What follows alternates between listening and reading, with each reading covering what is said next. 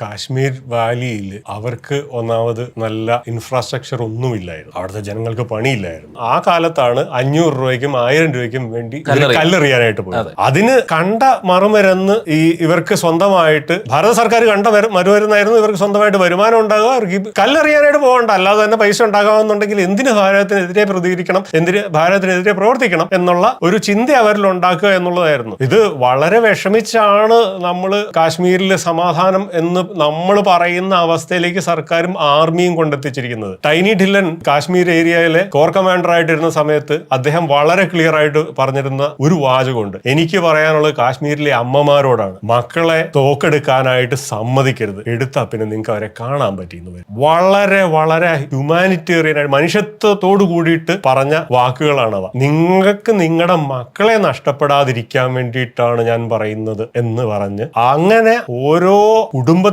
കയറി ചെന്ന് അവരോട് ഏറ്റവും കരുണയോടും ഏറ്റവും ക്ഷമയോടും കൂടി പെരുമാറി ഒക്കെയാണ് ആർമി ഈ ഒരു അവസ്ഥയിലേക്ക് കൊണ്ട് എത്തിച്ചത്. അവിടെ നിന്നാണ് ഈ തിരിച്ചുപോക്ക് കൊണ്ടുപോയിരിക്കുന്നത് ഒരൊറ്റ സംഭവത്തിന്റെ പേരിൽ. അത് ഏറ്റവും നിർഭാഗ്യകരം തന്നെയാണ്. ഒരു തിരിച്ചുവരവ് ഉണ്ടാവുമോ? തീർച്ചയായിട്ടും ഉണ്ടാവും. ഈ ഒരു പ്രശ്നം എത്രയും പെട്ടെന്ന് പരിഹരിക്കപ്പെടും. അതിനുശേഷം ഇതിലും നന്നായിട്ട് കാശ്മീരിൽ ഇൻഫ്രാസ്ട്രക്ചർ വളരും, കാശ്മീരിൽ ബിസിനസ്സുകൾ വളരും. തീർച്ചയായിട്ടും കാശ്മീർ ഭാരതത്തിന്റെ അഖണ്ഡമായ ഒരു ഭാഗം മാത്രമായി മാറും.